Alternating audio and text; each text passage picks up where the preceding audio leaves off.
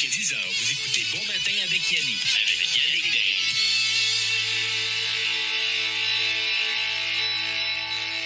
Si vous venez de vous joindre à nous, je vous souhaite un bon matin aujourd'hui, en ce jeudi 3 novembre. Mon nom est Yannick Degg. J'espère que vous passez un bon début de journée. Somme toute, déjà jeudi, alors demain, le vendredi, la dernière de la semaine. Il y a plusieurs, par contre, parfois, qui travaillaient le week-end. Somme toute, la plupart d'entre nous tombons en congé dès demain. Si vous désirez réentendre les entrevues de la première saison, ils sont disponibles en format balado, notamment. On a rejoint en Grèce George Paris. On s'est entretenu avec Mario Pelcha, Linda Lemay, Michel Courtemanche, il y a eu Mario Tessier, du côté de la mode, Jean-Claude Poitras, Michel Robida, on a contacté Denis Coderre, Louise Arel. Cette troisième saison, entre autres, on s'est entretenu avec Alain Choquette, Luce Dufaux. On parle bien sûr parfois avec nos artistes, parfois avec nos comédiens. Ça a été le cas avec Yves Jacques tout récemment. Et parfois, on parle de politique. Et c'est le cas ce matin. Je suis bien content qu'il accepte mon invitation. Après ma barre, je ne sais pas s'il y a un gars qui se lève tôt. D'entrée de jeu, je vous le présente. Il s'appelle Christian Généreux. Christian, bon matin, comment ça va? Ça va très bien. Merci beaucoup pour l'invitation. J'espère que ça va bien toi aussi. Oui, là, ma première question, Christian, que je demande à tout le monde. Est-ce que M. Généreux est un gars qui se lève très tôt ou ce matin, exceptionnellement, tu t'es levé tôt pour nous? Exceptionnellement, je me suis levé très tôt. Habituellement, je me lève relativement tôt. C'est une bonne réponse politique et correcte, ça? C'est effectivement une bonne réponse. Christian, pour te présenter aux gens, d'abord, je ne vais pas faire semblant que je te connais pas. On se connaît depuis une bonne batch d'années, une dizaine d'années à peu près. Nous étions plus jeunes. Et à un moment donné, justement, à ce moment-là, tu décides de t'impliquer notamment dans différentes sphères. C'est le cas pour la communauté LGBTQ+, et c'est le cas aussi avec l'entretien qu'on fait ce matin, à laquelle tu as décidé de te donner corps et âme, si je peux dire, en politique. Là, on va back-up, excusez mon anglicisme, d'une dizaine d'années. Raconte-moi comment tu as commencé tout ça en 2012 pour toi. Oui, c'est ça. En 2012, pour ceux qui s'en souviennent, c'était la grève étudiante. En fait, c'était le conflit entre les étudiants et le gouvernement de l'époque, qui était le gouvernement de Jean Charest. Alors, le soir où ils ont adopté la loi Matraque, qui empêchait les associations d'étudiantes de se regrouper ensemble, de faire des manifestations, mais aussi ça touchait la population en général, qui avait absolument rien à voir avec ce conflit étudiant-là au niveau du droit de manifester, devait dire c'était quoi notre itinéraire, de où est-ce qu'on partait, etc., etc. Donc, moi, quand j'ai vu ce projet de loi-là qui a été adopté, quand je l'ai lu et quand j'ai vu les débats à l'Assemblée nationale, malgré que ça ait été adopté sous bâillon, ça m'a sorti complètement de mes gonds. J'ai vraiment, vraiment eu beaucoup mal, autant à mon Québec qu'à notre démocratie. Donc, le lendemain matin, j'ai appelé la permanence du Parti québécois pour leur dire que je suis maintenant intéressé à m'impliquer activement en politique. Et c'est comme ça que mon aventure a débuté. Et là, t'es sorti en 2012 avec tes chaudrons puis tes tam-tams et manifesté régulièrement? Ben oui, dans mon coin de la ville, évidemment. Là, je le faisais le soir à 8h quand j'étais disponible, bien sûr. Mais moi, c'était surtout en prévision de la campagne électorale qui s'en suivrait à l'automne 2012. C'est là que je me suis vraiment impliqué là, au niveau des communications dans ma circonscription. Et par la suite, de fil en aiguille, je me suis impliqué dans les exécutifs. J'ai été président d'associations locales. Aussi, je me suis impliqué au niveau régional et même aussi au niveau national du Parti québécois. Et ça, jusqu'à la dernière course à la chefferie. Là. Christian, si tu me permets, avant de décortiquer un peu globalement la collaboration avec différentes sphères au niveau du Parti québécois, si on recule, disons, en 2012 et tu as un propre conseil à te donner à ce moment-là, quel serait-il aujourd'hui, ce matin, au moment où on se parle en 2022? De s'assumer pleinement. Donc, au niveau du Parti québécois, là, de s'assumer pleinement. Donc, pour moi, c'est évident que c'est au niveau de l'indépendance du Québec. C'est sûr que si je parle de politique, je suis capable de faire abstraction de mon opinion politique ou de mes engagements politiques à ce niveau-là. Je suis capable de dire si, un exemple, la CAQ, les libéraux ou même le Parti conservateur du Québec fait des bons coups ou des moins bons coups. Par contre, pour moi, c'est vraiment d'assumer l'ADN du parti dans lequel que tu t'impliques et que ce parti-là s'assume pleinement aussi. Ce qui a manqué beaucoup au Parti québécois pendant les dernières années. Là. Là, notamment, Christian, tu t'es impliqué fortement. D'abord, pré-pandémie, avec l'implication de Guy Nantel au niveau du Parti québécois. D'abord, décris-nous l'homme politique, Guy Nantel. On connaît bien l'homme du côté de l'humour. Et pour toi, là, on parle humainement parlant, Christian, là, le contact des deux gars. Qu'est-ce qui t'a attiré avec Guy Nantel à dire « j'embarque avec toi dans la course » ? C'est tellement drôle comment ça a commencé. C'est un matin où je n'écoute pas la télévision, du moins les émissions de matinaux à la télé. Mais ce matin-là, j'écoutais Salut, bonjour. Et Guy Nantel était justement à cette émission-là en entrevue pour parler de son spectacle, Nos droits et libertés à ce moment-là. Oui. Et aussi de parler de son livre, Je me souviens de rien. Son livre, Je me souviens de rien, c'est un livre qui fait un petit peu l'histoire du Québec, où est-ce qu'on en est rendu aujourd'hui avec plusieurs étapes que le Québec a dû passer, comme par exemple le référendum, le lac Meach, le Charlottetown, donc toutes les phases que le Québec a passées pour qu'on soit rendu où ce qu'on est aujourd'hui. Donc, disons que ça m'a fait sourciller.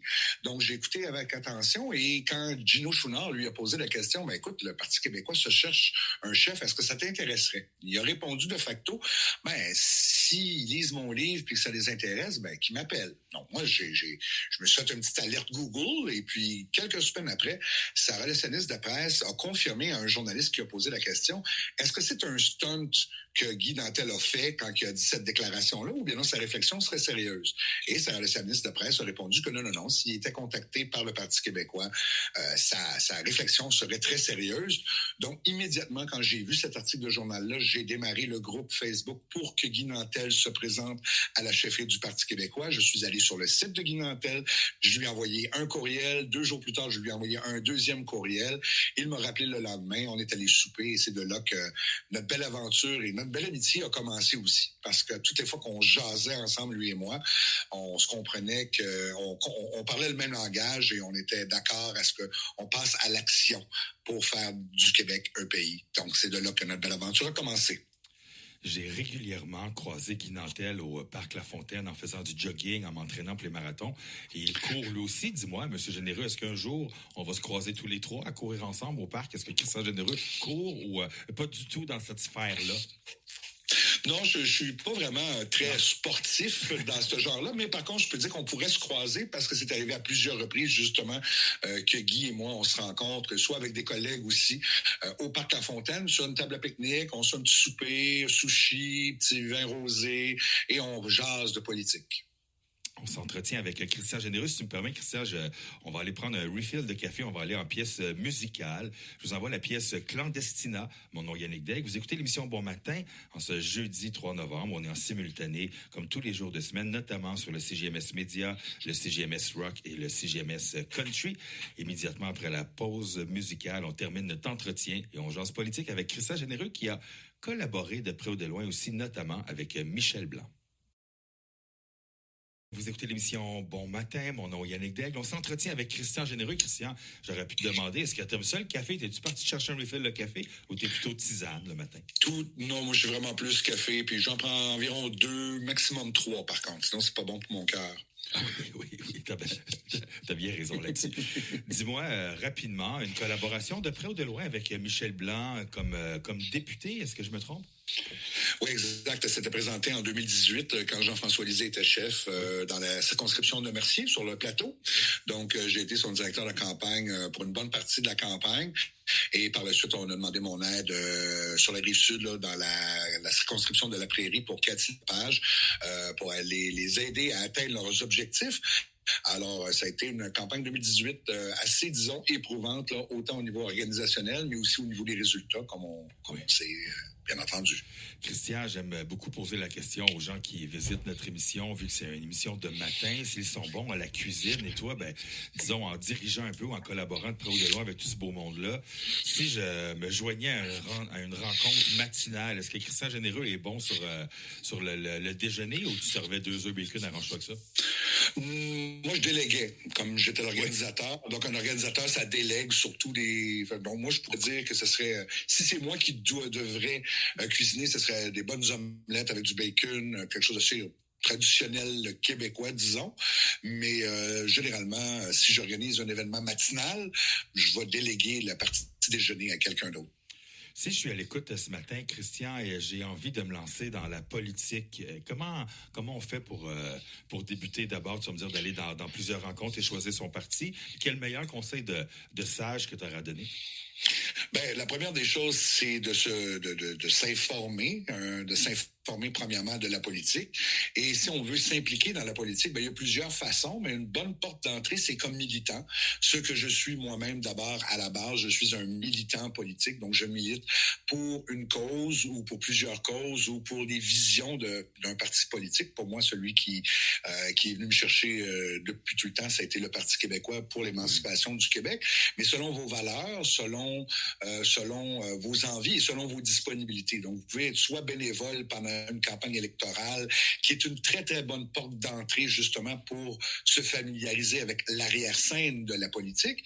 Mais sinon, entre deux campagnes électorales, soit de devenir membre d'un parti politique, de participer aux instances, et à partir de ce moment-là, ça aussi, ça vous donne vraiment une bonne porte d'entrée à bien connaître comment fonctionne l'interne d'un parti politique. Et par la suite, en campagne électorale, par campagne électorale, ben, ça vous donne plus d'expérience, que ce soit au milieu, au niveau municipal, provincial ou fédéral. On réinvente pas la roue là, dans une campagne électorale. Là, c'est à peu près le même modus operandi. Donc ça, c'est vraiment des bonnes portes d'entrée pour le monde politique. Christian, tu sais, notamment, je me suis entretenu avec Denis Coderre à cette émission, Louise Arel et plusieurs gens du milieu politique sont de passage à cette émission. On jase entre moi et toi ce matin. Là. Est-ce que je suis en train de parler au futur maire de Montréal ou un futur ministre, M. Généreux? Ah non, pas du tout. Non. Le Québec ou même les citoyens de Montréal sont pas prêts à m'avoir là comme un élu. Alors voilà, donc je m'assume, je me connais aussi. Et de toute façon, je me suis déjà posé la question et on m'a déjà souvent posé la question aussi. Et je crois que je suis plus productif et surtout mieux placé dans l'arrière-scène comme organisateur politique plus que comme celui qui reçoit le spotlight, comme on dit dans la langue de Shakespeare.